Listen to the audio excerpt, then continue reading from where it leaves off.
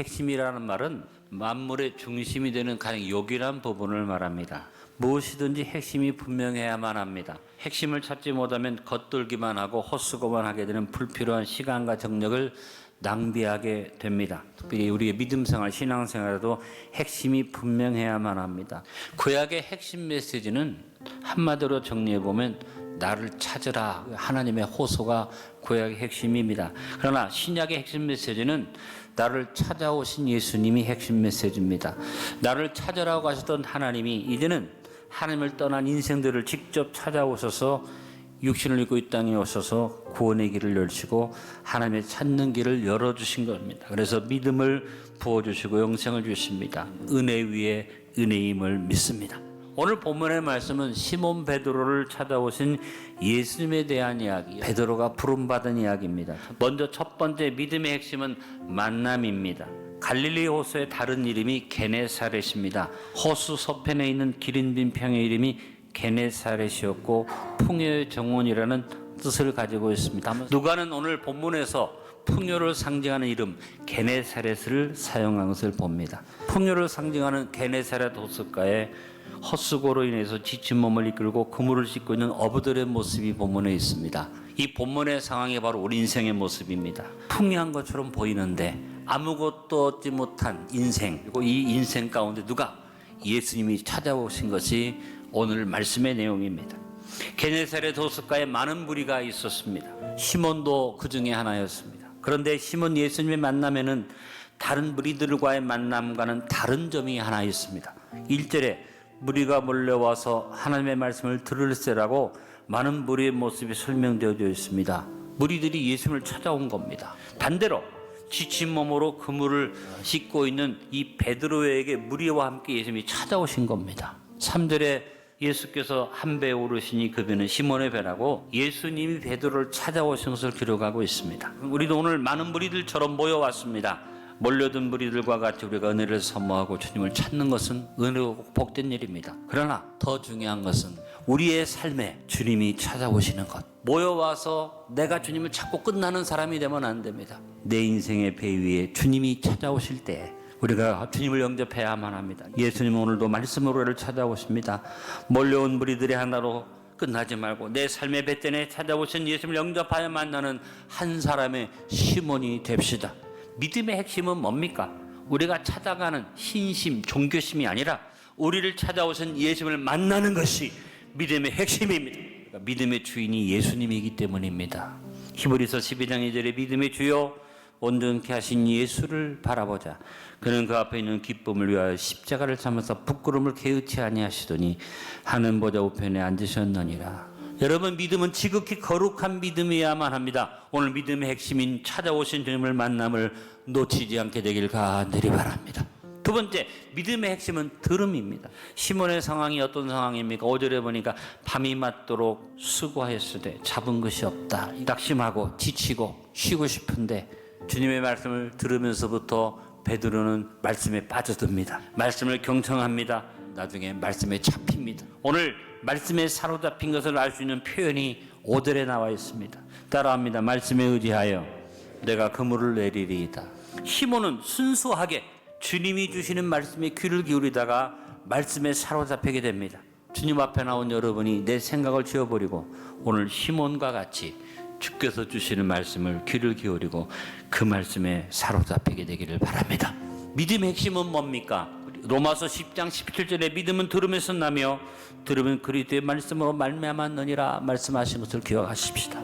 내가 듣기 원하는 것에 잡혀서 믿음의 핵심인 들음을 놓치지 맙시다. 세 번째, 믿음의 핵심은 순종입니다. 주님이 주시는 말씀 속에 명령이 있습니다. 시몬에게 이르되 깊은 데로 가서 그물을 내려 고기를 잡아라. 이 명령은 어부인 베드로의 상식에도 안 맞고 경험에도 안 맞고 이치에 안 맞고 말도 안 되는 소리입니다. 시몬이 듣기 원하는 말이 아닙니다. 갈등이 주어지는 말입니다. 여러분, 하나님 말씀은 우리가 아멘으로 받기에 좋은 말씀만 있는 게 아닙니다. 때로는 받아들일 수 없는 나의 상식이나 경험에 맞지 않는 말씀이 주어질 때가 있습니다. 말씀이 나로 하여금 종종 갈등하게 할 때가 있습니다.